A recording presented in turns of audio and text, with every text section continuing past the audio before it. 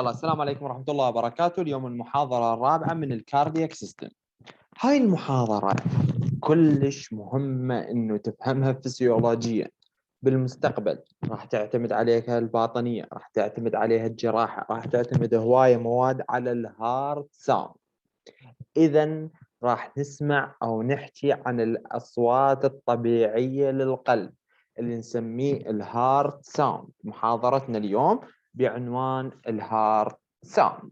زين، بداية المحاضرة أني إذا تتذكرون حكينا عن الفينوس ريتيرن تو ذا هارت، حكينا شلون يرجع الدم إلى الأتريوم أو شلون يرجع الدم الغير مؤكسد عن طريق الأوردة إلى الأتريوم.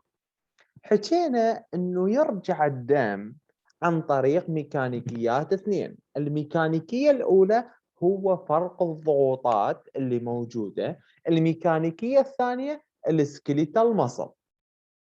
زين. One important factor that promote return of venous blood to the heart is the blood pumping action of respiration or skeletal muscle contraction.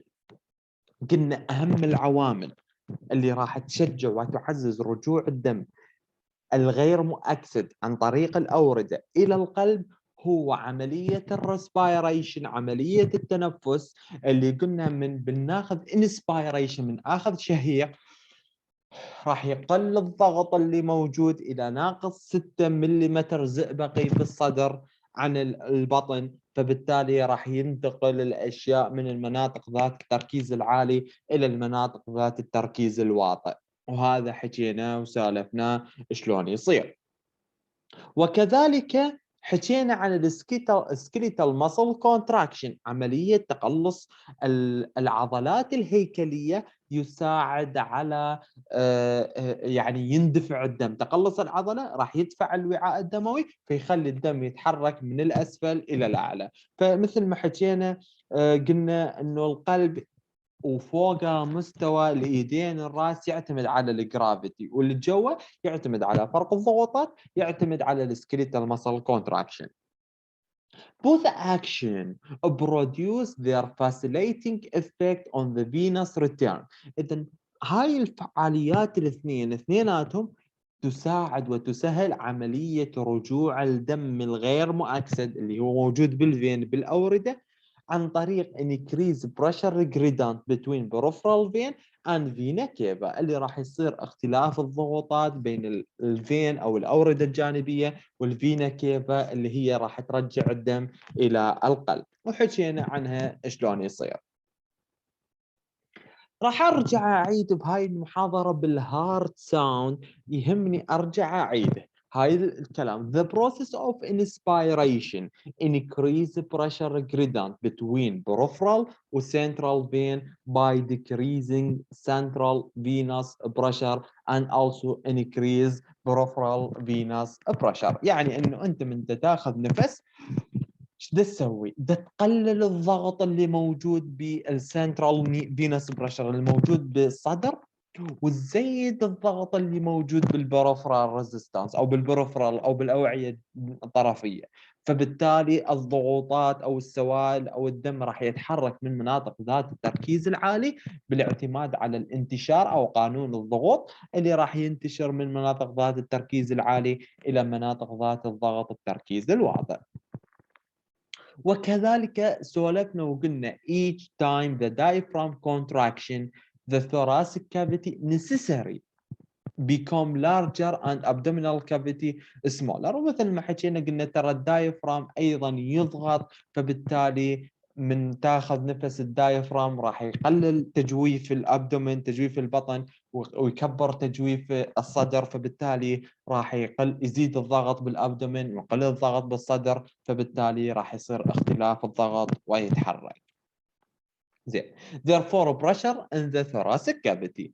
In the thoracic portion of vena cava and arterial decrease. وكذلك قلنا راح يقل الضغط اللي موجود بالفينا كيفا، راح يقل الضغط اللي موجود بالاتيريوم يعني بالاذين، فبالتالي راح يتحرك من المناطق ذات التركيز العالي اللي هي abdominal cavity or abdominal vein increase، وبالتالي راح يصير عندنا this change in the pressure between expiration and inspiration as act of respiratory pump move blood along the venous return. راح يرجع الدم إلى أو هاي طريقة رجوع الدم الغير مؤكسد عن طريق الريسبيريشن التنفس. فتشوفون هاي الميكانيكية بالاكسبيريشن مدى يصير عندنا هذا الشيء، الاكسبيريشن اللي هو دا ياخذ زفير مدى يصير عندنا شيء، لكن بالانسبيريشن راح يختلف الضغط، راح ينزل الدايفرام، فتشوفون تجويف البطن قل، فزادت الضغوطات بالبطن وقل الضغط بالصدر فيرجع الدم. وكذلك حكينا تقلص العضلات، تشوفون هذا الوعاء الدموي او الفين ملتصق دائما ومحاط بالعضلات، فتقلص العضلات يساعد على دفع الدم الى الاعلى. إذا skeletal muscle contraction serve as the booster pump for heart. The skeletal muscle pump promote venous return to the following way: as each skeletal muscle contract and squeeze the soft vein scattered through the interior, thereby milking the blood into them upward or toward the heart. اللي هاي تقلص العضلة راح يخلي هذا الدم راح يتحرك إلى المكان اللي نريده، يتحرك أو يدفع تقلص العضلة إلى القلب. زين، هذا السكريتال بام يشوفون العضله راح تضغط، تسوي له سكويزنج يعني راح تضغط عليه وتخلي الدم يرتفع الى الاعلى. زين، هذا الموضوع حكينا عنه. هسه راح نحكي عن الهارت ساوند، وراح نحكي ونربط الهارت ساوند شنو إلى علاقه باللي ذكرناه. اصوات القلب، عنوان المحاضرة أصوات القلب. The heart make Syrian type or Syrian typical sound during each cardiac cycle that describe sound like لب دب لب دب لب دب. إذن الصوت المثالي أو الصوت اللي يظهر عندك خلال كل دورة، يعني دورة القلب يعني contraction أو systole والدايستول، راح يظهر لك صوت. شو اسمه هذا الصوت؟ اسمه لب دب لب دب. تذكر شو اسمه؟ اسمه لب دب لب دب. تمام؟ هذا الصوت احنا دائما اسمه صوت القلب، لب دب لب دب، اللي احنا دائما نسميه لب دب. زين، فإذا الهارت makes Syrian typical type sound during each cardiac cycle that describe of sound like لب دب لب دب through the stethoscope. احنا هذا الصوت شلون نسمعه؟ عن طريق السماعة. زين، the first الصوت الأول، الصوت الأول as or systolic اللي يسموه السيستول sound is caused primary by contraction of the ventricle. إذا الصوت الأول اللب هو نتيجة يعني خلينا نقول contraction تقلص الفنتريكل also vibration of the closing arterioventricular or cuspid valve. راح نحكي عنه. إذا الصوت القلب اللي هي الصوت الأول اسمه لب، الصوت الثاني اسمه دم دب. إذا لب دب لب دب هذا الصوت نورمال. الصوت الأول لب هو جاي نتيجة تقلص الفنتريكل وانسداد الصمامات الاتيريو فنتريكولار فالف. تمام، هذا اسمه لب. زين، ودائما الصوت الأول يكون longer and lower second، يعني يكون فترته أطول، لب أطول، ولور ويعني صوته أخف.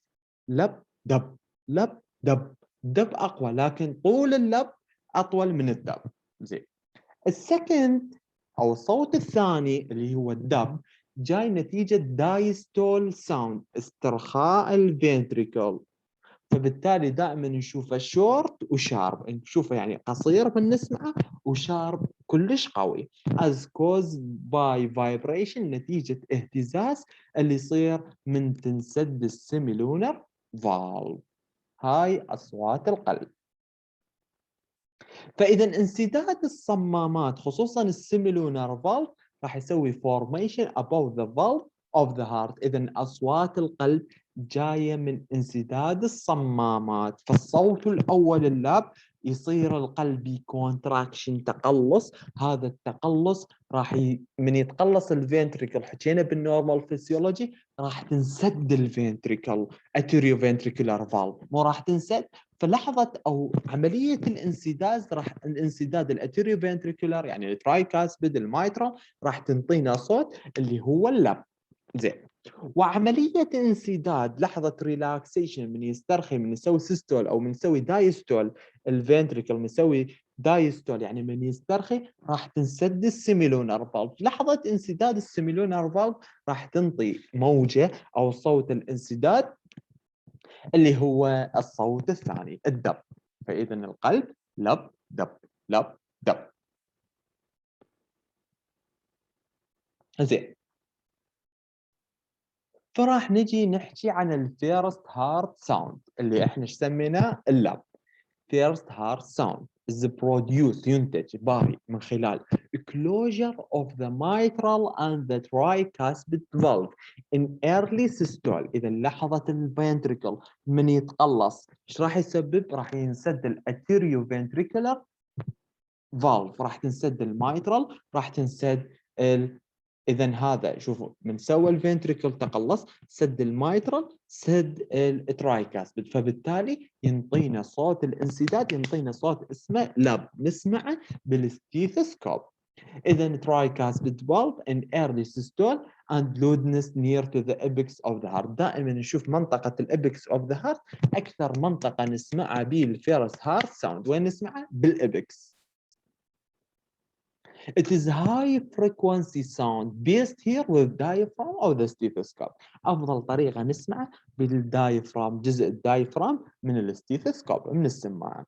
Although mitral closure usually precedes tricuspid closure, they are separated by only about 0.01 second. دائما خلي ببالك المايترال ينسد قبل الترايكاسبيد ب 0.1 سكند. اذا شنو ينسد قبل الترايكاسبيد ب 0.1 سكند. Three factors determine the intensity of S1. اكو ثلاث عوامل، هاي الثلاث عوامل هي اللي راح تحدد لك قوة الاس 1 قوة اللب. اللب مرات تسمع المريض قوي مرات تسمع يعني مو كلش قوي. فاذا ثلاث عوامل. اولا the distance separating the leaves of the open valve at onset of ventricular contraction. المساحة اللي راح تصير بين يعني أغشية الصمام القلبي اللي خلال الفنتريكولار كونتراكشن. تخيل أن الصمام مفتوح هيك من راح ينسد راح ينطي صوت أكبر، بس تخيل إلى مساحة صغيرونة من راح ينسد راح ينطي مساحة أو صوت أقل. تخيل أنه هذا باب من تفتح الباب المساحة بعيدة وترجع تطبقه ايش راح ينطيك صوت قوي، بس من مساحة صغيرونة وترجع تطبقه راح ينطيك مساحة أو صوت أقل. هذا واحد. اثنين mobility of leaf normal ridge because of stenosis. تخيل انه هذا الصمام صاير بيه stenosis تضيق فهو بيه rigidity يعني بيه صلابه بيه تمسك، فبالتالي ما راح يخليك السده او انسداده يكون كلش صعب، فبالتالي راح ياثر على اللودنس راح ياثر على ايضا اللودنس مالته. اخر شيء rate of rise of ventricular pressure. ايش قد ارتفع الضغط بالفنتريكل، فتعرف كلما زاد الضغط زادت قوة الانسداد فبالتالي راح يأثر عليه. هذا الفيرست هارت ساوند. من أسألك الفيرست هارت ساوند هو نتيجة المايترال والترايكاسبيد فالف مسدودين لحظة الانسداد. عملية الانسداد تنطينا الفيرست هارت ساوند اللي هو اسمه لب لب لب لب. تمام؟ زين. السكند هارت ساوند. السكند هارت ساوند اللي هو الدب. هي second heart sound يسمى الصوت الثاني result نتيجة closure of the aortic والpulmonary valve. إذا لحظة الدايستول لحظة الاسترخاء الفنتريكل شو يسوي؟ يسد الأورطة ويسد الفنتريكل. عملية انسداد الأورطة والفنتريكل راح ينطينا السكند هارد ساوند، وهاي افضل منطقه تشوفوها حتى تسمع بيها. هاي الماترال اريا الابكس افضل منطقه تسمع بيها الفيرست هارد ساوند، وهاي المنطقه افضل منطقه تسمع بيها السكند هارد ساوند. زين. His second heart sound result from closure of aortic and ventricle. إذا الصوت الثاني اللي هو الدب جاي نتيجة انسداد الأورطة وانسداد البلمونري فولف. زين. therefore aortic and pulmonary component. إذا عملية انسداد الأورطة وعملية انسداد الفنتريكل راح تنطينا السكند هارت ساوند. Unlike S1 على عكس ال S1 which usually hear a single sound. دائما ابو الاس 1 مو احنا عندنا انسداد المايترال والترايكاسبيد بيناتهم فتره قصيره جدا، فبالتالي نسمع صوت واحد. الانسداد المايترال وانسداد الترايكاسبيد نسمعهم كصوت واحد، لكن بالسكند هارت ساوند انسداد الاورتيك وانسداد البلمونري ما نسمعه بشكل، يعني ما نسمعه بصوت واحد. The component of the S2 vary with the respiratory cycle. ليش؟ لأنه يعتمد هذا الشيء على الريسبيراتوري سايكل، على الريسبيراتوري سايكل، يعني يعتمد على الريتيرن. شنو فائدة او شنو علاقة الريسبيراتوري سايكل او يعني التنفس الشهيق والزفير ويا الصوت؟ مثل ما حكينا على عملية الريتيرن، على عملية الريتيرن. They are normally fused as one sound during expiration. خلال الزفير انت تسمعها صوت واحد، لكن خلال الانسبيريشن الشهيق تسمعها اصوات مختلفه، او اصوات يعني مو صوت واحد، تسمع صوت الاورتيك وتسمع صوت البلمونري، فهذا يسموه physiological splitting، يعني اكو اختلاف. اذا خلينا نجي نحكي خلال الاكسبيريشن من تنطي زفير الاس 1 انت تسمعه، الاس 2 تسمع الاورتيك والبلمونري بمره واحده. خلال الانسبيريشن الاس 1 ما يتاثر بالتنفس، الاس 2 بمشكله، فراح يصير تسمع صوت الاي 2 قبل البي 2، الاورتيك قبل البلمونري، فبالتالي هذا اسمه normal splitting. normal splitting. On explanation of normal splitting of the S2 as following. زين. حتى نفسر ليش يصير اختلاف بين، يعني ليش يصير سبليتنج، يعني ليش تسمع صوتين بالاس 2، ليش تسمع صوت الاورتيك وبعدين تسمع صوت البلمونري. explain او expansion of the chest during inspiration. يعني انت من تاخذ نفس خلال الانسبيريشن راح يزيد الضغط وين؟ راح يزيد الضغط بالبطن، ويقل الضغط، يصير نيجاتيف ناقص 6 ملم زئبقي بالثوراسيك. زين. The negative pressure translates increase يعني capacitance and reduce impedance of the thoracic pulmonary vessels. فبالتالي هذا قلة الضغط راح يزيد سعة الأوعية الدموية وفي وامبيدانس ومقاومة البلمونري الأوعية الرئوية اللي موجودة. As a result, there are temporary delay in the diastolic back pressure of pulmonary artery possible for closure of the pulmonary valve. فبالتالي الضغط اللي يصير على البلمونري كلش قليل، يعني تتخيل انه هو الضغط قليل بالصدر خلال الانسبيريشن، فالضغط اللي يصير على البلمونري كلش قليل، فيتاخر البلمونري شويه يلا ينسد الاورتيك، ينسد البلمونري متاثر، البلمونري دائما متاثر، لانه قلت لك عمليه الانسبيريشن تؤثر على الفين، فشوف البلمونري فين الضغط كلش قليل فيتاخر يلا ينسد، يتاخر يلا ينسد، فتسمع ال A2 قبل البي 2، يعني الاورتيك قبل البلمونري، فشوف البي 2 is delay that occur later during inspiration and then expiration. يعني احنا نشوف هذا الشيء بالانسبيريشن ما نشوفه بالاكسبيريشن. بدي اشوف مريض من ياخذ او شخص، هذا شيء فيسيولوجي، من ياخذ انسبيريشن الاس 1 طبيعي، الاس 2 الاي 2 ينسد قبل البي 2، لان الضغط على البي 2 كلش قليل فراح يخليه يتاخر بالانسداد. هذا يسموه normal physiological splitting. Inspiration has opposite effect in the aorta، لكن عملية الشهيق تأثيرها على الايتو على الاورتيك، هذا ارتري فتزيد الضغط، فبالتالي راح ينسد قبل البلمونري. البلمونري vein increase by negative pressure generated by inspiration. The venous return to the left atrium and ventricle temporary decrease. إذا أنت تشوف أن الضغط راح يقل على بالانسبيريشن لرجوع الدم إلى الليفت اتريوم، فبالتالي راح يقل الضغط على البلمونري فراح يتأخر في الانسداد. Reduce filling of left ventricle cause reduced stroke volume. من يقل او يصير عمليه تاخر امتلاء الليف فنتريكل راح يقل الستروك فوليوم خلال الدوره الجديده اللي راح تصير.